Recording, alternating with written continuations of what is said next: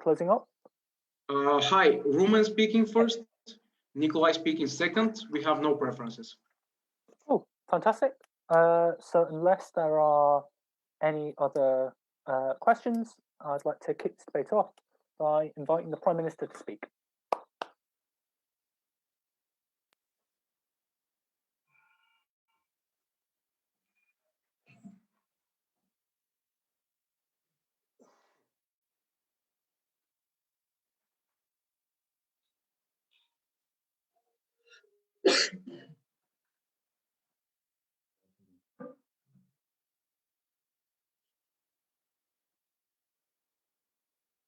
Okay, can you hear me? Yes.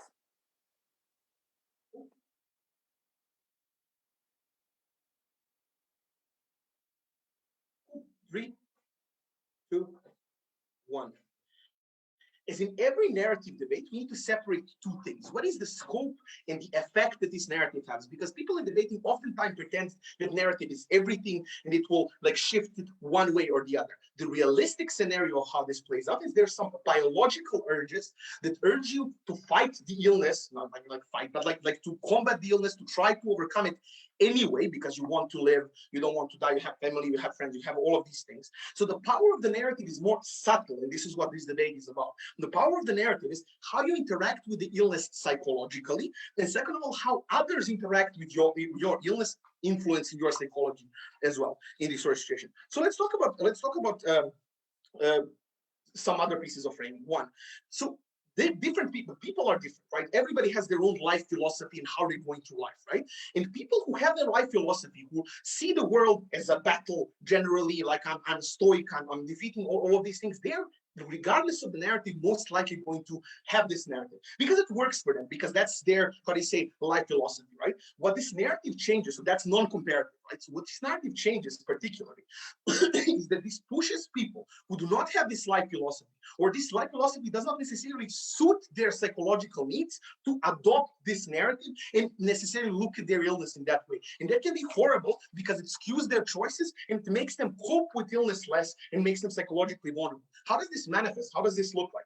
Usually, this manifests in a way when you tell to people and when you have the illness, what are these people saying to you? Oh, you will overcome this. You will definitely defeat this virus. You don't worry. Not showing a smidgen of pessimism usually around these people. People are usually awkward around people who have terminal illness or illness overall because they also don't want, it's a denial process, right? You don't want to cope with the fact that your friend might die, father might die, or something like this. But we are saying that this coping and this pushing under the rug is actually bad for both parties because it pushes conversations away that are necessary to happen for these people to have good psychological states and die in peace, which is in some cases inevitable under their side of the house. So expectations, if you're a fighter, right? Like we have association with what does it mean to be a fighter. You're brave. You're not showing weakness or doubt. You're always positive about a specific thing in this sort of situation. So we don't say that it always manifests in that extreme way, but it definitely narrative pushes you to be more in that line and hide some of the doubts that you have, hide some of the questions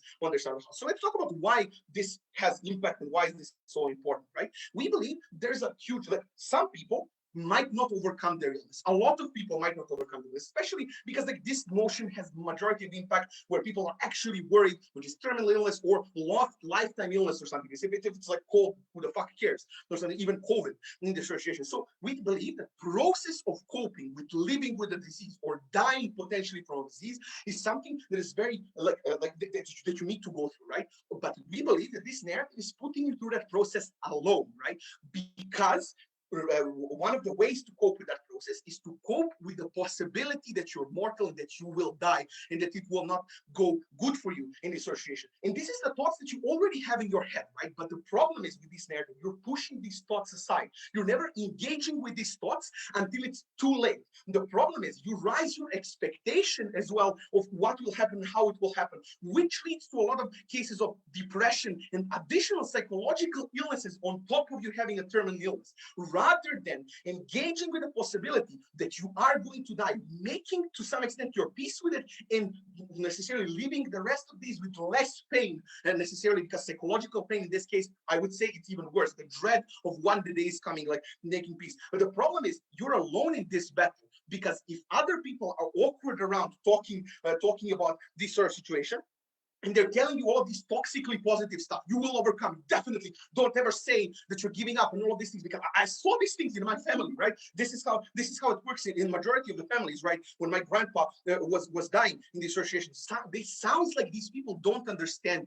It sounds like if you're having these thoughts, that these people don't want to face these thoughts with you, and it's pushing them aside, which means that you're not having conversations with them against this. Sometimes this conversation is crucial, right? Talking to your family of the possibility that you're going to die. It will be painful. You will cry. It will be horrible, but it will be 10 times more horrible pushing that under the rug and counting that it will become a bit better just by the passage of time. So this catharsis and psychological well-being of people is being harmed by their inability to talk to these people, to cry with these people, and to have this cathartic experience of coping with something that is so horrible in this situation. But it also skews you into continuing the fight. The fight is not always good, right? In some cases, you will die no matter what. Or in some cases, you are going to live with illness your whole life in this situation.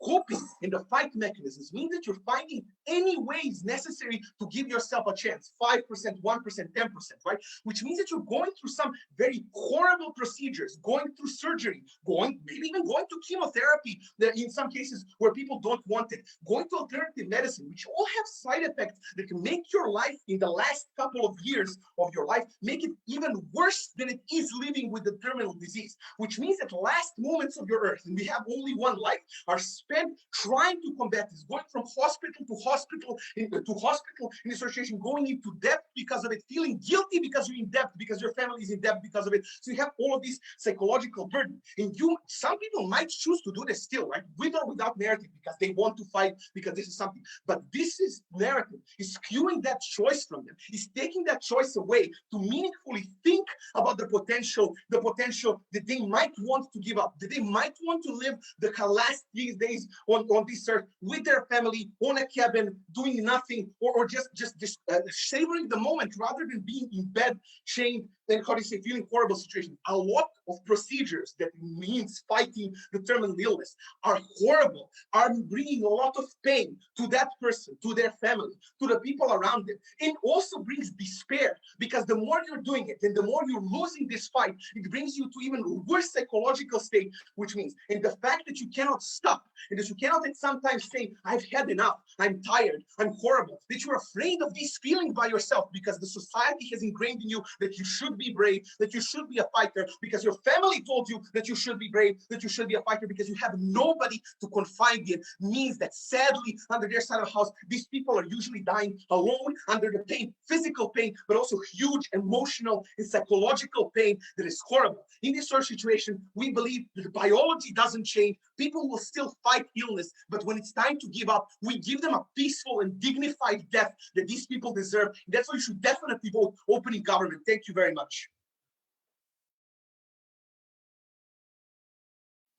Okay, thank you very much. I'd like to invite the leader of the opposition to speak.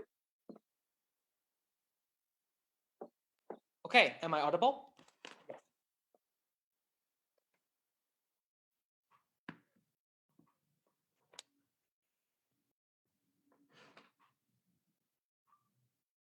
The narrative that someone can fight and defeat cancer is one that we think on Opening Opposition is deeply empowering, because it says that this illness is not something that is internal and intrinsic to you, but it is something that is external to you and something that you can fight and get over. That is a narrative that we want to preserve for individuals, to help them get over illnesses, to help them cope with illnesses, and to help society have greater support for people with illnesses. That's why we're going to be so proud to oppose. What I want to do is two things. One, I'm going to talk about how this affects people who are impacted by illnesses, as well as their families, doing some responsiveness to what we just got out of opening government. And second of all, I'm going to talk about the societal implications of this narrative. So before that, though, I want to do some brief kind of rebuttal and framing against some of the stuff that we've heard out of opening government, because I think a lot of the stuff is about how this is harmful for people who are coping with illnesses. The number one thing that I'm going to say is that, as you'll hear in my case, I'll give you analysis on how this is actually empowering for people, and thinking about themselves in a battle against this illness is actually something that gives them a lot of hope and fulfillment and makes them feel empowered and more happy as they are coping with the illness. Same thing with their family. But the second thing to say is that on weighing, saying in this debate. Even if opening government manages to prove that they get a slightly better experience for the people who are going to die, we think that is still less important than preventing people from dying and suffering from a large amount of pain from this illness in the first place. We are fine on opening opposition with instrumentalizing people to an extent if we have to accept that, if we can mean that less people suffer from this illness and less people die. And the reason why we know that this is true, and this is something, the weighing that you should perform in this debate, is because if we just think intuitively, would you rather someone is able to cope with their illness better, but still dies of that illness or doesn't die at all? Obviously, you would rather people don't die at all. So all of our material there is going to outweigh opening government, even if they manage to win on helping people cope with death and die with more dignity. So 1, how does this benefit people affected by this illness? The first thing this narrative does is it gives people who are struck with this illness a sense of hope and empowerment. The most substantial thing about this narrative and the notion of illness as a fight and as a battle is about viewing illness as an enemy, something that you are fighting against. And I think there are 2 key things that I want to remark about that particular view and that particular narrative. The first thing that I want to observe is that this view frames illness as something that is external to you and not core to who you are. And second of all, this narrative frames your life as one in which you have agency, in which you have the power and the ability to fight back against that illness. And indeed, the analysis from Milos would suggest that I am correct. Why is this important? The first reason this is important is because we think that the perils of dealing with an illness are such that it seeps into every aspect of your life. It affects your ability to see your family, to enjoy your everyday life passions, because you're constantly stuck in a hospital bed. You're constantly being given treatments and medications from other people, and it's easy for you to feel like your fate is in the hands of other people. It is not something that you can control. And because you lose all senses of normalcy, it is easy for you to begin to view this illness as intrinsic to you and intrinsic to who you are. But with this narrative, it is something that allows you to feel more empowered because you feel like this illness is external to you. It is something you are fighting against. And crucially, even if you don't end up winning against this illness, this allows you to feel more happy as you fight it for that reason and be more hopeful, which is a huge good for these individuals. Because we think psychological harms, as OG has conceded, are some of the greatest harms that illnesses inflict upon individuals. But second of all, and more critically, this gives people a sense, as I've said, a sense of choice and agency, and causes people to actively work to combat their illness. I want to fight back here against the framing that we get out of the Prime Minister, because the framing they give us is that this is going to, people who want to fight against illness will already do so in the status quo. And what this choice is about, what this narrative is about, is it's about boxing in people who do not want to feel like they are fighting against the illness to fight against the illness. But that is not true. The reason why that is not true is because we think in these situations, there is a huge natural tendency for people to become hopeless and despondent for the reasons I've identified. Because having this illness, being stuck in a hospital, changes your life to such a significant extent. And furthermore, I think it's just intuitively natural for people to be feeling despondent and hopeless in a situation in which they are told that they only have a couple more years to live, that they have a terrible illness. So I think what this narrative does is it fights back against the natural tendency of people to be hopeless and despondent in a manner that encourages them to fight back against their illness. This is important because you need people to buy into treatments and medication in order for them to work. Medication and treatments are not magical spells that make you better. They are incredibly difficult processes and very arduous journeys. Chemo has hair loss, nausea, general feelings of lethargy, weakness, and it makes it harder for you to enjoy your life. So having a psychological belief that you can fight against this is massively important. But it's not only important for people to feel hope and a degree of happiness during difficult times, but it also keeps them motivated, but also just intrinsically and scientifically. Having people who are more motivated to fight against the illness helps during treatment. Studies have shown that complying and cooperating with treatment, having a strong and stable mental game, believing that you can fight against this illness, that you can win this battle, has significant effects on the success of that treatment. Our psychology is not distinct from our physiology and from our physical conditions. And when people believe that they can fight against this illness, they are more likely to defeat this illness. That has been proven through studies. But even if they are not, and this is the most critical impact in this debate because of the framing I gave you at the start, but even if people are not likely to fight this to a significant enough extent such that, before I move on, I'll take CG. So what's the mechanism that people are going to believe this just because everybody else tells them they need to be a fighter? I mean, I think even opening government has bought into this mechanism that people are influenced by this narrative. So I'm not sure what you're getting at. You'd have to prove more that people don't buy into this narrative.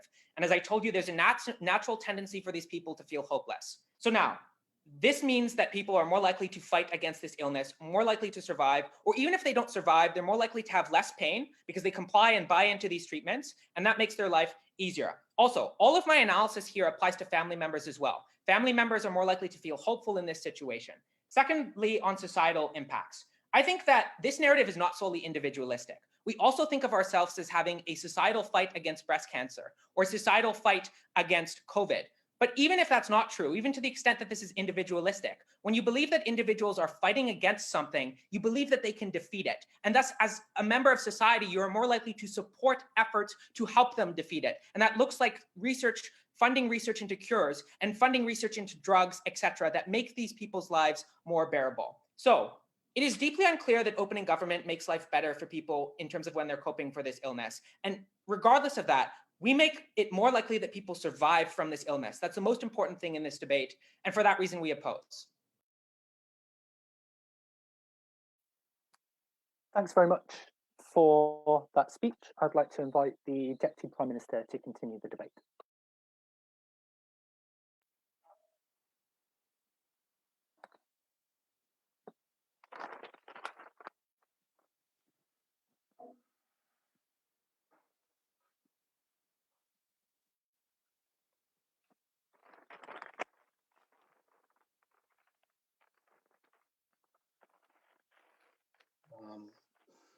Can you hear me if I talk like this?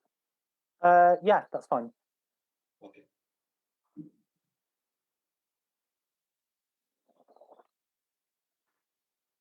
To begin with, what we heard from Shami is a bunch of coherent arguments why people feel horrible. What we heard from leader of the oppositions, much linguistically in a nice way said words that are not actual arguments. I'm going to deal with that, but before that, just to remind you of some pieces of framing that we already presented in this debate. What do narratives do? We regret most of the narratives that exist in society. Narratives put you into a certain model of behavior that give you social expectation that you should act in a certain way because if you don't act in a certain way, you're not to signal certain virtue that you have. In this debate, to be concrete, you're signaling the virtue of courage, bravery, fighting, and all those things that happen. We say when in some instance, like regarding illness, some narrative is so dominant, it is inherently harmful almost for any narrative that exists because it puts you in this model expected behavior. And the specificities of why it is bad, and many have been said in Milos' speech, have not been responded by leader of the opposition.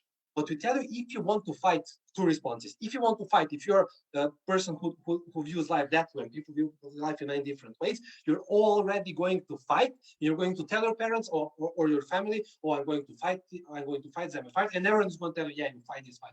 Okay, so what we want is we want to give people more freedom and more choice in how they approach this disease. If you want to approach it with a fight, you don't need narrative to do so. What narrative does is cues people who do not want to perceive it as a fight into perceiving it as a fight, and this is where the problem and this is where most of the problem arises. What we heard from OO other than this framing, which was very important. We heard that you perceive it as something external. Like what kind of, I'm sorry, bullshit line of analysis this is. If I don't feel bravery, I'm not feeling that cancer is external. I'm feeling that it is somehow part of my identity. Just because you say something is external, it doesn't make any logical sense. Most people want to live healthy lives if they have disease, and they will do everything that is in their power to help their health get better because of biology, because we're evolutionary conditioned that we want to live life. And no, you're not going to say, oh, cancer I myself. It sounds good for some dialectics philosophy and things like that. Not really good for a BP argument. It gives you agency. I told you, one, many people will still feel even without this narrative that they are brave. But secondly, it takes away agency from those people who do not want to be brave, who want to talk to their friends and to their parents to tell them how horrible they feel because they got that disease, but they cannot do this. And why? This is really crucial, because if everyone signals the virtue, oh, you're so brave, my love, you will survive, you will beat this, then when you get all those virtues, you yourself become inhibited and don't want to talk about problems that you have, because you're getting all those confirmations, oh, how brave you are, how brave you are. And many people, maybe 50% of the people in the world wouldn't like that. Maybe they would like to talk to their husband and wife and say, I really feel bad about this, I feel bad. And then we have the conversation that Milos tells you, which will get you certain closure in the cases of terminally ill patients, or those who are most likely, or those who are most likely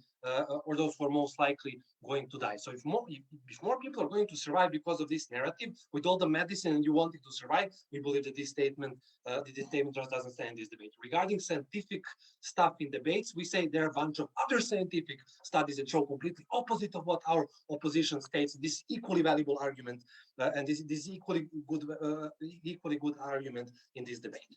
Let's go a bit further. There, regarding this hope that is helping you survive. This hope is not actual hope. It is very often a performative hope.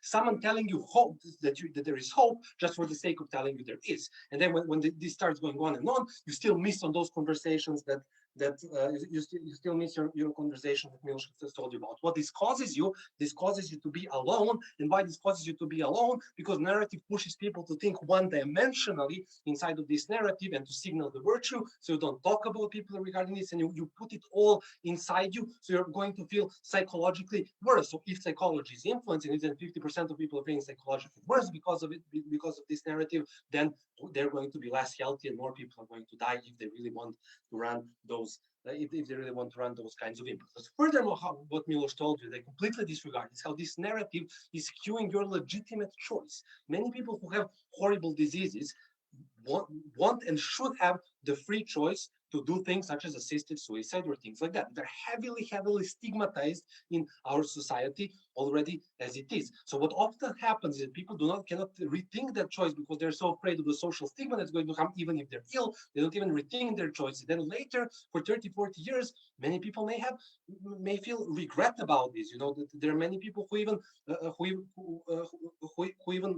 confess to this after years of being ill, that maybe it would be better for someone that they have taken in a dignified way their life away. This is perfectly legitimate choice that is completely skewed because of this toxic positivity and toxic virtue signaling that and toxic virtue signaling that occurs in this debate. I want closing if you have POI, please.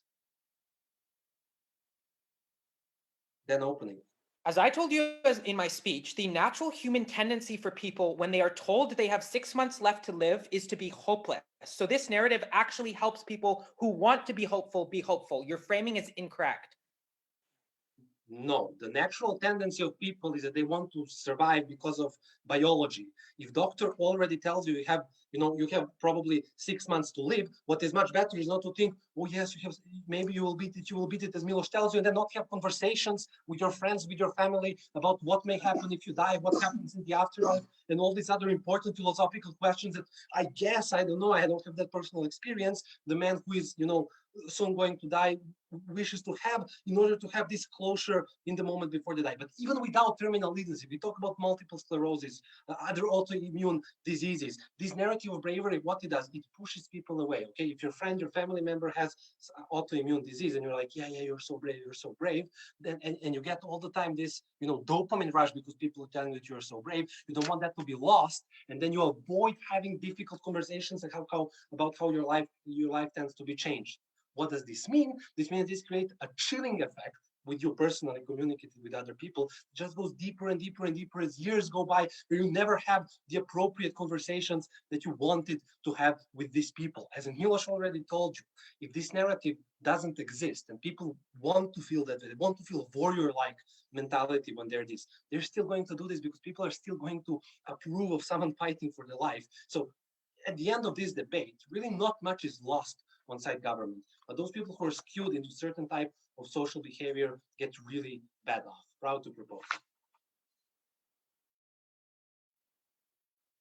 All right, thanks very much for that speech. I'd like to invite the Deputy Leader of the Opposition to continue the debate.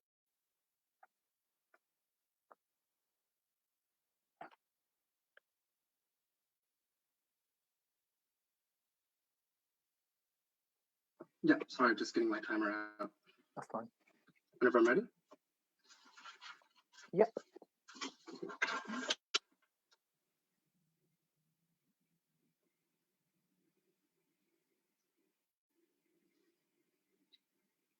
Honorable panel, it takes courage to live. It takes courage to live when the only world that you've known for the past few months, for the past few years of your life is pain. It takes courage to say, I want to push through this. I want to go through, and I want to be alive. That courage isn't something that comes naturally to people. And it's not something that OG can just assert that, oh, you have the biological will to live. Because biology doesn't give you that courage. What it does is it sends you into despair. It makes you scared of death. It makes you scared of the endless abyss, of not knowing what happens when you die. We want to give people hope on opening opposition. We want to let them know that they have control over their own lives and that they are able to find a way out. And even if they do end up losing that battle in the end, to give them something to cling on to until their very last breath is something that we find vitally important, incredibly proud to oppose. 3 things in the speech. Firstly, I want to talk about the framing of this debate. After that, I want to talk about the individual psychological impacts. And lastly, I want to move on to the larger societal perception and impacts, which we see opening government has completely missed. Firstly, on the framing, who is affected under this debate? Because I think a lot of people in this debate are going to die regardless, right? And I think OG centers their case on that. But there's something really important, is that a huge majority of those people are diagnosed with a terminal illness several months prior to which they will actually die. That's to say that they are forced to face their own reality, and which that's when they talk about coping with loss, picking a losing fight, right? They often characterize these as refusing, as denying death, right up until the day that you die, but that's often not true. In many of the cases that they hinge their case on, people already get their terminal diagnosis many months in advance. Note that this severely mitigates the OG case, because a lot of the things that they think they're winning are actually non-mutually exclusive within this debate, in which the things that they talk about are going to happen regardless, right? These are not the group of people who think that, oh, I have to fight this battle. It's the people who have a hope of living, who are not diagnosed as terminally ill, but still have a chance to live. These are the people in which the narrative affects most profoundly, right? So what is this narrative? What does it look like in OP? And crucially, what is the comparative on side government? On OP, we talk about fighting in 2 very key important aspects of this narrative. The one, that it frames illness as something external to you, and secondly is that it frames illness as something that you have agency over, that your life you have agency over, right? The OG comparative is that you frame illness as an affliction, right? That's the narrative, is that it's something internal to you and that your life is deterministic, is that outcome has already been decided. Note that these weren't just assertions that we made, and I don't think OG can get away with just being like, oh, this is bullshit biology, right? Because Tyson gives you a lot of analysis as to why this is the natural tendency. We're scared of death, and often, no matter how religious you are in many circumstances, you don't know what's going to happen to you. We are naturally scared of death. But what that means is it sends us into a pool of anxiety. Similar for viewing illness as something internal to you. Tyson talks about how coping and dealing with treatments is something that consumes your life. It's so easy to view that as something intrinsic to you. These weren't just things that can be talked about, oh, biologically you have an incentive to survive. Because biologically, a lot of bad things shouldn't happen. We shouldn't develop depression, and yet we do. Those are valuable and important things that we ought to solve for on side op, right? So we'd say the idea of fearing death, of losing hope, and viewing illness as something that is part of you as opposed to something you're fighting is true for almost all people. It contains the entire scope of the debate that we're talking about. And on opposition, we help everyone to some degree. Even people who are battle hardy need this confirmation, need the courage, and especially people who are more likely to give up, to people who are riddled with doubts, to people whose anxiety plagues them every single night, unable to sleep, right? It's important that we give those people the hope that they can cling on to. That being said, I want to talk about the individual psychological impacts, right? Firstly, undergoing the process of treatment. I want to talk about the worst case. Even in the worst case in which that person is going to die anyways, we prefer that that person can cling onto hope to the day that they die. And what did I write here? I would say that this is really important because in many people, and evidently throughout society, in their worst moments, in their often most hopeless moments, people want to cling onto something. It gives them a place of mental comfort, of escapism, right? And you can see this in religion, in the sense of luck. People will believe in these things, even if they rationally might not completely understand them, even if they can't rationally convince themselves that it's true, they cling on to those things because it gives them comfort. And that's something that we think is inherent to almost every single human being, right? That's why people don't fall into pits of despair all the time, because they cling onto that hope. They cling onto the faith, even if it's maybe not something that they rationally believe in. No, thank you. I'll take a POI from OG maybe around in a bit, right? It's still something that will cling on to, and it's something that will bring them comfort, right? But we also say that this helps their family, is that it's important for their family to be able to also have hope. Seeing your loved one go through treatment, seeing your loved one go through despair is not something to be taken lightly. And giving your family hope, the idea that things can turn out okay, that this person might survive, is also vital. But secondly, on the likelihood of success, this is hella important. This is very important, because life, it's beautiful. Life is incredibly beautiful. And I think in a lot of cases, it's the most important thing in this debate is to preserve that life.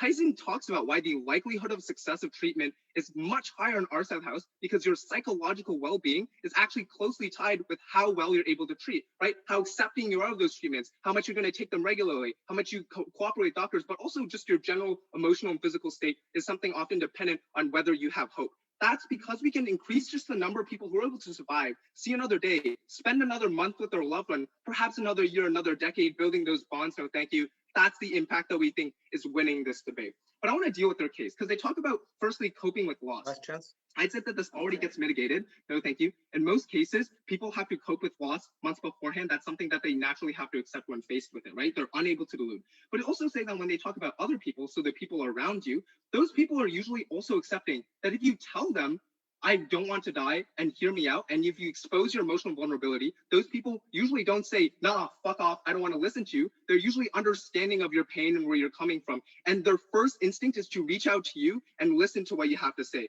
So I think a lot of the cases in which OG hinges their case on aren't applicable here. People are naturally empathetic, and that a lot of people are forced to accept. So let's talk about the worst cases that OG happens, in which what they say is true.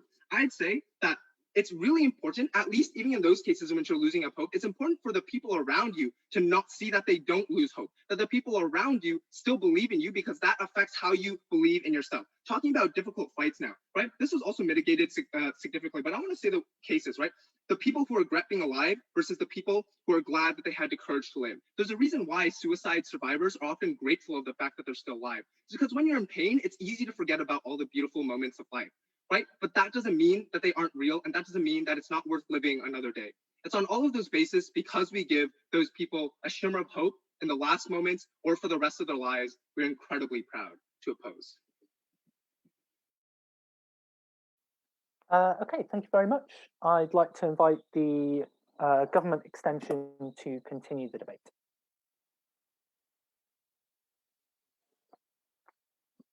Cool. So can you just please confirm that you can hear me? Yeah, I can hear you fine. Napisao sam ti ako možeš pogledati. Vidim. Well, Da. okay. I'll be starting in 3, 2, 1. The particular piece of news that opening opposition misses is that agency is a subjective term, or that illness and the grief and denial associated with it are processed over a long period of time. And based on different people's desires, happiness, and personality, they create different responses. Some people need a fighter's encouragement and a pep talk. Some need a shoulder to cry on. Notably, the same people may need different things at different points in time, and no team in this debate has the epistemic access to say which one is true in the majority of cases. The most important impact, therefore, is you're able to access your support structure based on your definition of the problem. Regardless what you need, that you're sure that the people around you, or at least some of them, will confirm that they understand how you feel, and therefore that you can access the type of support that you need. This is where the counterfactual comes in very handy, and it's interesting that opening government did not provide one. Note what the counterfactual is. People are naturally diverse in their beliefs, be they religious or moral, in their experiences, and in their views of life, which are determined by the sum of those experiences. Which means that if I get cancer, the 3 of my closest friends probably naturally will not react in the same way, right? Which grants me some kind of flexibility as to who I want to talk to. I know who my friends and family are. I know the way they react, and therefore, based on my needs at a particular point in time, I can choose to confide in one or the other, and therefore have a toolbox at my disposal to access this support structure. The narrative shifts this artificially, because it doesn't just work to the family, as opening government says, it also works to the media, right? You're probably going to Google things. You want to get some kind of confirmation your friend will live, and you will Google success stories. All of these success stories, when they go on Ellen DeGeneres or when they have long articles in The Guardian, talk about people who fought the disease, found positivity in their life, and they prevailed. No, this is a skewed distribution because you only see the people who survive. Dead people don't talk. But this artificially shifts the belief in the people who surround you to connect fighting to survival. And they change the way they react to you, even if they naturally wouldn't, which is the key mechanism to mechanize government in this debate. What is the counterfactual then? The counterfactual is a narrative of free choice. And this is something that's already happening in a lot of other similar areas. Like, for example, in the mental health awareness community, there is a lot of backlash against the term of toxic positivity. So the idea that you should look at everything through like the most rosy sunglasses, that you should fight, that you should focus on the sunny side. They say, no, everyone carries their own cross and their own burden. And given that we cannot fully understand what they are, we need to make the greatest possible effort to understand their definition of the problem. This is a trend that's already happening, not in professional areas like psychology, but particularly also in social media, where people very often go for solace notes, subreddits, and pages like The Artidote. This means that given that this is therefore also a narrative, the most likely counterfactual, given the majority of people, particularly like young progressive people who push this narrative, this is then tied to survival. The idea that if we accept the definition of our friend's problem and if we offer them the kind of support they need, they're more likely to get through this easily, which therefore then mechanizes what all wants and we get more efficient support. Note that this therefore means that we are the ones who are likely to get choice. This is important for two reasons of weighing. One, because Janko says in Opening Government that he regrets most narratives because narratives are coercive. Therefore, opening opposition can easily claim that it's going to be replaced by another coercive narrative, probably of pity or self-pity. Therefore, what you need in this debate is a team who breaks the deadlock and shows that the ensuing narrative is going to be one of those few that are actually narratives of choice, not narratives of coercion. We show that flexibility, we end up showing choice. But let's take opening opposition at their best within this debate. Let's say that survival is a benefit in and of itself, although we're unsure like this. The narrative that they're pushing is harmful for health. The idea that you should not seek emotional support because you will burden others, or this will show that you are weak. The idea that you doubt whether or not you are too weak and whether or not you're burdening people around you too much is emotional stress on the body. It makes you uncomfortable to discuss your issues. This kind of doubt, this kind of stress has literal physiological reactions in terms of how your body copes with its illness. Stress is one of the primary predictors of survival or death from terminal illnesses, insofar as your emotional state is likely to be extremely vulnerable in that situation, and you're likely to think that you are not doing enough. This harms your capacity to respond to the illness. But secondly, it affects the decisions you make. You are less likely to want to force your family to take a credit or whatever to pay for your treatment. You're less likely to delegate duties to family and friends, things you would otherwise do, but now you cannot because you have to preserve your strength. You are less likely to be careful insofar as you're going to expose yourself to more risks, to more strain, or even to more health hazards, because sometimes leaving the house is a risk of exposing yourself to infection because you want to show on the outside that you're positive, that you're retaining a positive outlook, and that people around you can live their lives normally. Shifting that kind of behavior would mean shifting that type of normalcy. But this means that you deplete your strength. This emotional and physiological strain is what exacerbates your symptoms and makes your body and your mind less able of reacting to that disease. So insofar as they want to prevent harm in the form of people, dying, they are more likely to exacerbate that. But they're also more likely to have a harm inherently insofar as the symptoms themselves are worse, and the family also sees this, and it's a harm in the family. The reason why this takes the debate is because it takes opposition at their highest ground, even if we say that survival is an inherent goal in this round. But the last thing I want to discuss is guilt in particular, and the mechanism of how guilt works. Before I move on to how that works in opening opposition. An inherent part of a fight is struggle. You're allowed to struggle in a fight, and you're allowed to show that struggle. This narrative isn't about strength. It is about struggle inherently. Yes, if we discuss it theoretically, know that even the strongest people are likely to move towards doubt in these situations. You are facing the strongest existential dread you have ever faced. Everything around you, all support structures and feelings of routine are crumbling. This means that the negativity bias is probably the rational psychological reaction insofar as you're already going through grief and physiological strain, so you're less able to rationalize and move towards positivity, which means that even if what you're saying is rational, you're more likely to perceive the situation as if it is a lost cause, as if you cannot talk to others, as if you are being a burden on them. That's the key difference. And this also plays very well into how my point works. How does guilt work? And I explained this earlier. When we see representations in the media, right, people are very often commended for the fact that they fought. You are such a fascinating person. You are so selfless. You devoted yourself to your family and let them live a normal life, even though you are fighting so hard. This creates a perception, or to be a good person, to be selfless, but all of us want, you need to be like them. Otherwise, you're underachieving. You're not achieving the bar set for being a selfless person in this kind of situation,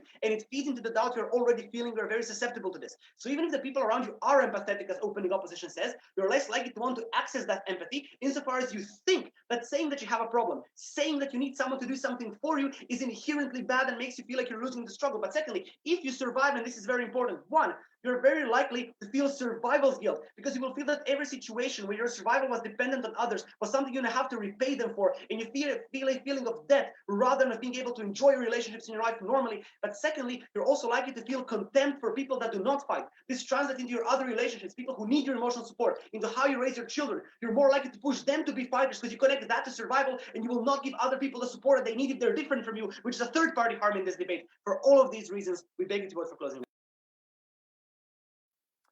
Thanks very much for that speech. I'd like to invite the opposition extension to continue the debate. Hello, am I audible? Yeah.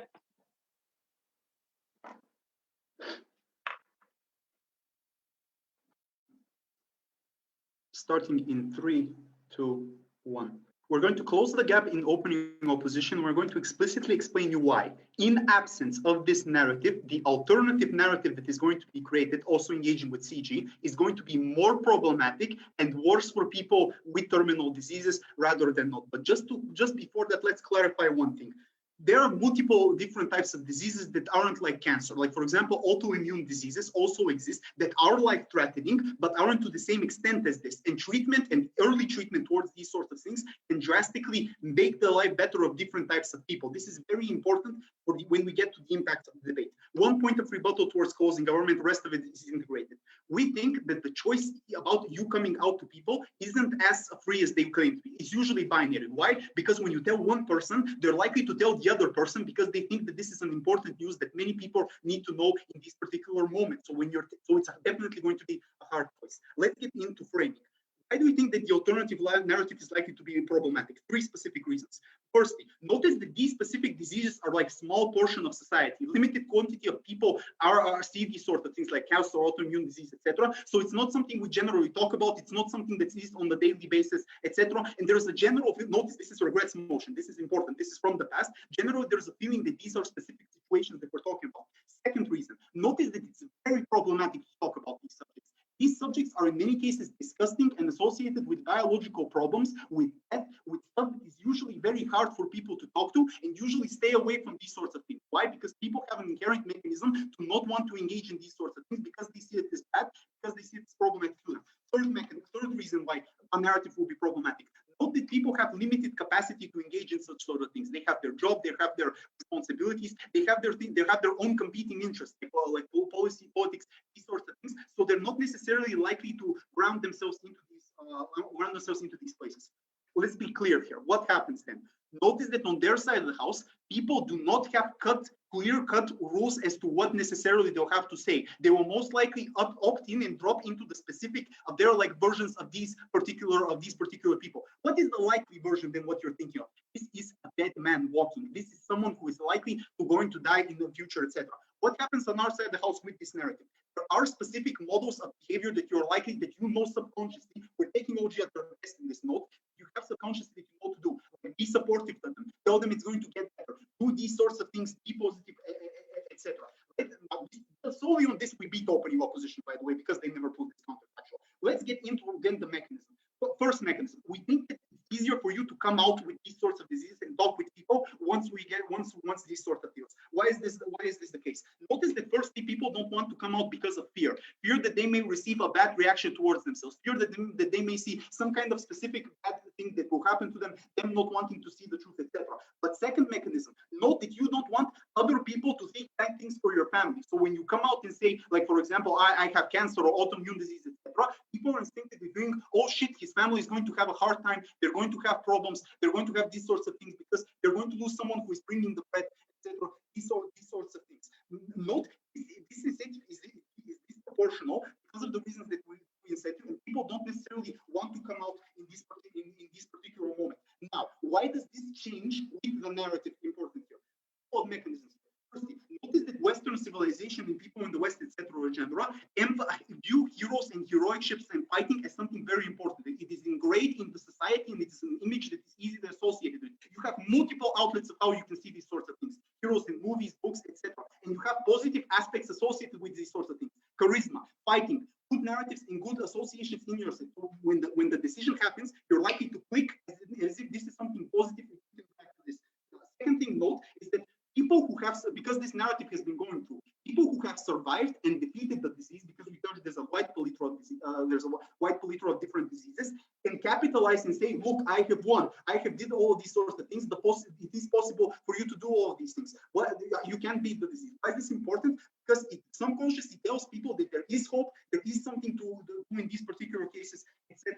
Not just the perception that you, as someone who has autoimmune disease, cancer, etc., know that you may receive positive reaction and help based on this particular reason why you will come out earlier or come out in general about these sorts of diseases and give the information as fast as possible. Why is this so important? 4 impacts based on this. Firstly, when you come out and when you tell these sorts of things, it's like an anvil dropped from your head. You are more likely to feel good about it, more likely to feel calm. You have told the truth, and the reverse is also true. When you have not told people, when you have not said that you have these sorts of problems, it's like an extremely bad burden that you have on yourself. You dwell on this. The disease progresses, and you feel even more bad and more bad. Secondly, strictly part-time. It's nuanced here, because you may also like tell later on the line, but we view this is problematic also, because if you don't say it as fast enough, you are likely to skip out an important treatment that may be the difference between you being able to like continue your life or surviving or not. Third reason, notice that when this narrative exists, you deciding to fight the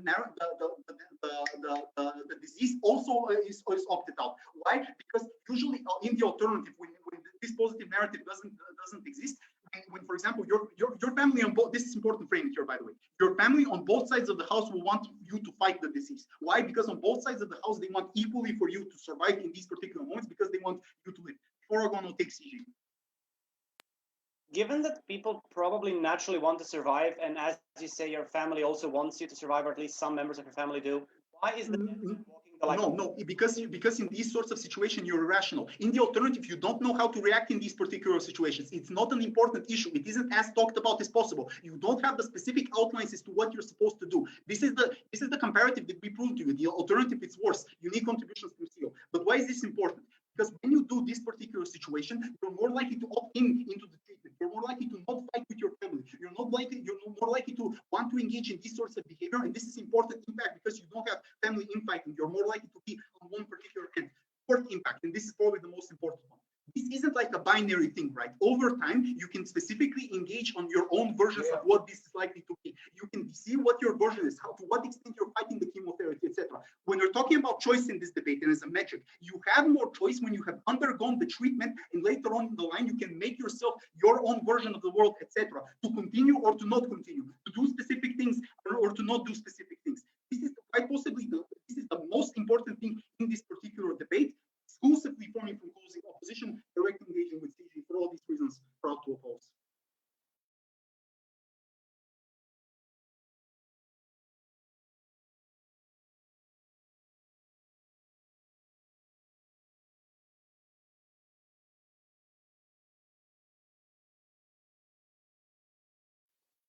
Okay, thanks very much for that speech. I'd like to invite the government whip to conclude the proposition case.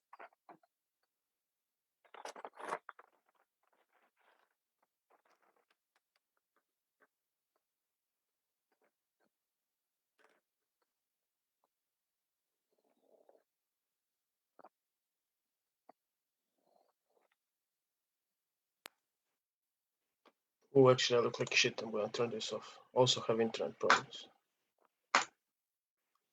Okay, so I'm going to start soon.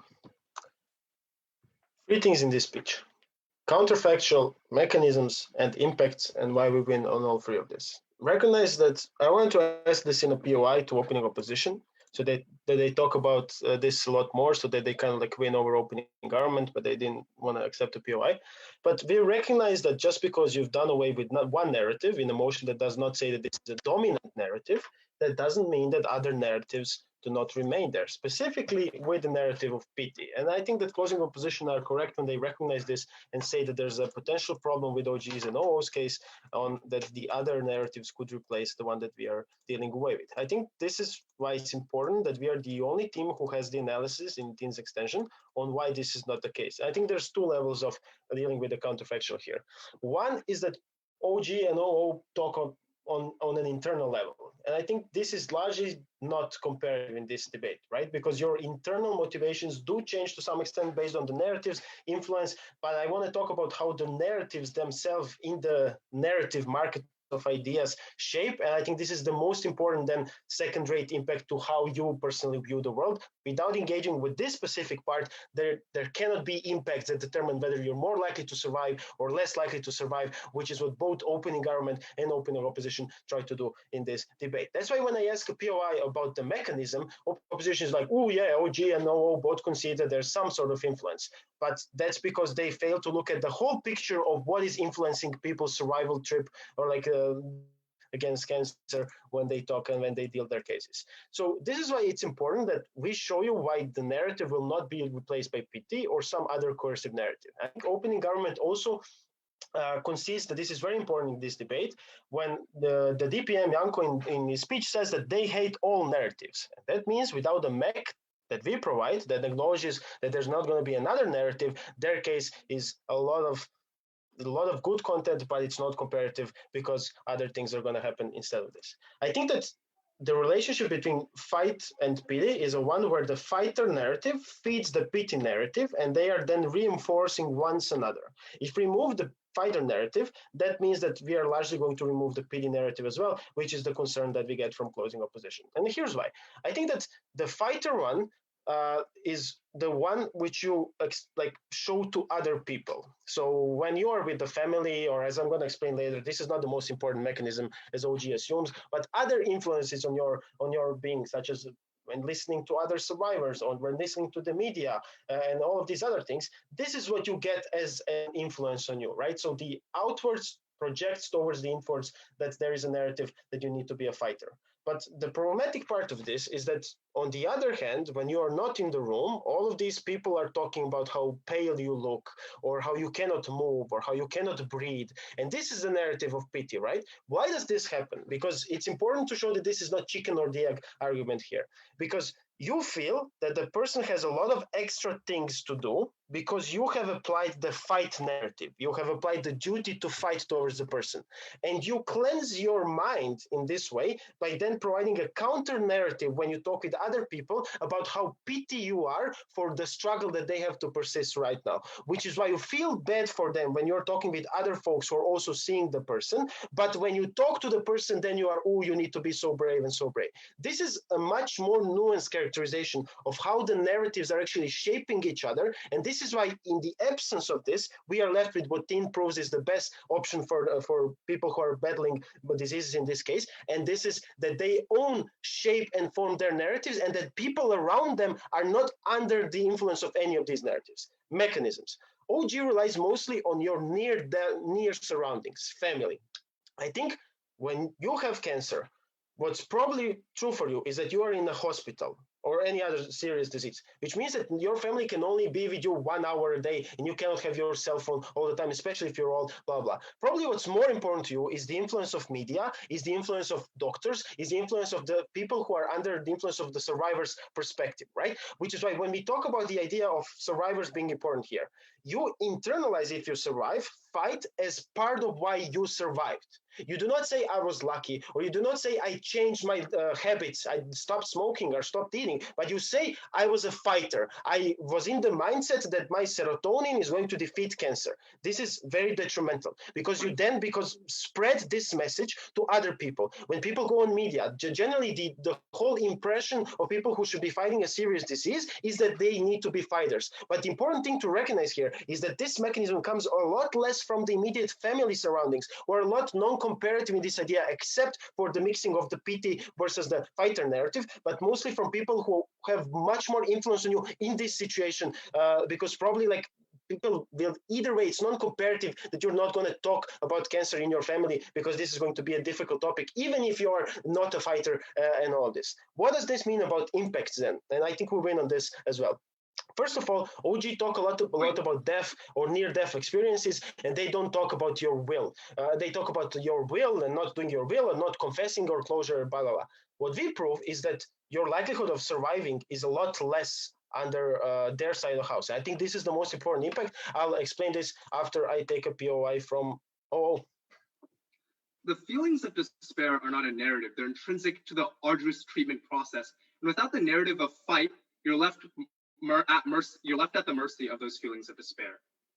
Yeah, I told you, you are fighting the clash that you fought with OG already, and I'm not sure who wins there because humans are biologically, this is fight or flight. Humans are both biologically, predispositioned to flight, as OO wants them to believe, or OG to fight, which is why you should have both engaged in the narratives clash, but you didn't.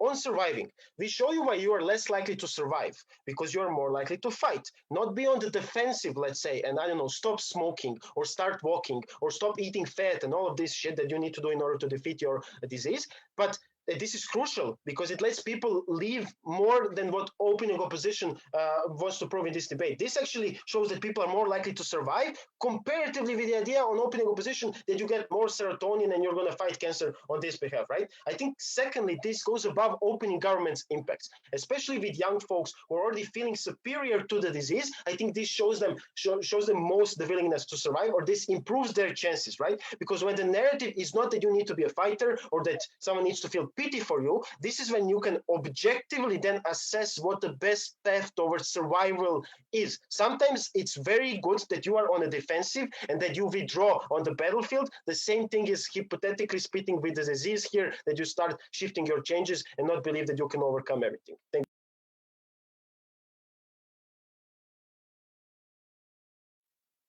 you. Thanks very much for that speech. I'd like to invite the opposition whip to conclude the debate. Hi, am I audible? Yes. Okay, 1 second. Let me just take some water.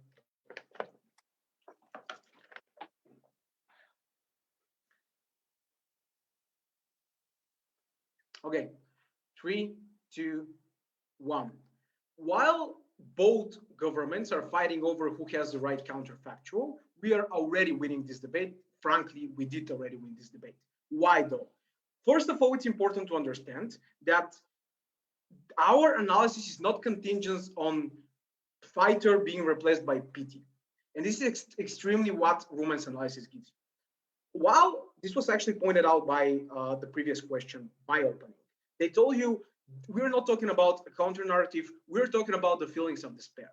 But this is actually where Rumen gives you 3 analytical reasons as to what exactly are going to be the influences over you when you get that information and how you're going to react based on those influences. He talks about being having the ability basically to have limited time to make a decision. He talked about how hard it is to talk about this in particular, especially since you just found about it, you don't have a lot of information. But thirdly and most importantly, and this is something that we need to point out very directly, that Rumen explains to you the counterfactual in the context of information, because he explains to you very directly. This fight mentality pictures the people as heroes, as positive people, which makes them, when they receive that information and they start fighting, prone to talk about it publicly more. This means that there is going to be a very big discrepancy of information that you have on the sides of the house. On their side of the house, there's going to be likely to be much less people who have been in your situation in the first place, but secondly and most importantly, have talked about their own experience, meaning that you get much less of a chance to actually basically get the right information and then make the choices that you believe to do so. This is why we're in this debate. So the counterfactual that we really establish is no guidelines versus some guidelines. And we say on our side of the house, it is far more likely for you to have certain initial guidelines. Now, how is this important in the long term? It is important because at this particular moment, when you're in that cabinet, when you receive that information, you act extremely emotionally. You're impacted by your current previous notions of the world and what is important. And if you're the average individual, you're probably not an intellectual debater. You probably haven't thought about what is your concept of life and death, what is happening or what is happening. You're succumbed by all of this new information and this basically complete shaking of your world, and you're likely to act drastically. This is the moment in which you do bad things, such as take a bad loan, such as maybe harm somebody else because you don't believe that any repercussions are impactful for you. This is the moment in which you do stupid things, such as, for example, fight with some members or not reconcile with other people, etc., etc. This is the moment in which, in some cases, you take your own life, because in that particular moment, you feel like that. And this is why we believe at that moment, when you're in that cabinet and you get that call, you get cancer, you get an autoimmune or whatever, it is important for you to have at least a large impact of existing narrative that provides you certain guidelines. And what we say on the comparative is that over time, you still have that choice whether to accept that narrative or not accept it. And we feel that you're in a much better position over time to make that decision than what is in government cases. Now, moving on to a couple of important rebuttals. I think that firstly, let's start with CG. I think that CG's case, although they try to prove you certain new narrative, is pretty much derivative of opening. They basically talk about free choice of individuals and where you have more ability. It's the same impact. It doesn't really matter. I see Milos agreeing with me right over there. But much more importantly is that you need to understand that what we show you is the discrepancy of media information, and this is where we believe that choice is much more limited on their side. This is reason number one why. Second reason is in terms of you getting more and more information. Because look, ask yourself, which choice is better? The informed one, the one lived through personal experience, or the one which is based on your previous notions of that, which were never really that close. And this is where we believe it is important. So opening government says, well, you still have biological urges, you're still going to fight. This is fight or flight mechanism. This is not how actually it works. So fight or flight mechanism works on their side in the case in which somebody is stabbing me directly. It doesn't work in terms of me receiving that information and then deciding what to do. So this is completely out of the debate. What's most importantly here, let's talk about agency at the end of the day. Two important reasons. Firstly, it depends on the individuals itself. So really, we can't claim one narrative over the other and how much it impacts the individual. What we're saying here is that this existing narrative provides for the individuals who would rather do drastic, stupid shit when they found out this information, is that now they have some guidelines as to whether maybe they should at least try to fight. And now over time, when you're receiving that new information, proven why it is much better on our side of it, why you meet people who have been in your issues, why you search about survivors, which you wouldn't have on their side of the house. While you talk about this with individuals, you start to create your own philosophy and position on what you should do. Do you care about living or do you not care about it? Is the life you're living worth it or is it not worth it? This is the moment in which you make the right choice. It's not just about, oh my God, all people are affected by narratives. I can never make decisions for myself. I'm impacted by narratives in the first place, but the more I live through that situation and I experience new information, this is the more I actually am able to have more individual choice. Anything else is debate bullshit about narratives limiting your choices. We're grown-up people, we can make our own decisions, especially when we have more information. This is how we win this debate. And I think that in these key comparisons, we also prove to you numerous individual impacts. This is how it is easier for you to cope with it and actually talk to your family, and how it basically means that less people coming out helps less people make the right decision. And I think that all of this and this particular counterfactual being established brings it over opening in terms of why exactly despair going to happen and what this pair looks like and what is going to happen when you're in that state. Very happy to maybe become linear Europe world champions or whatever. Let's see how it goes. All right, okay. Thanks. If everyone leaves the room, I'll come out and let you know when I've got a call.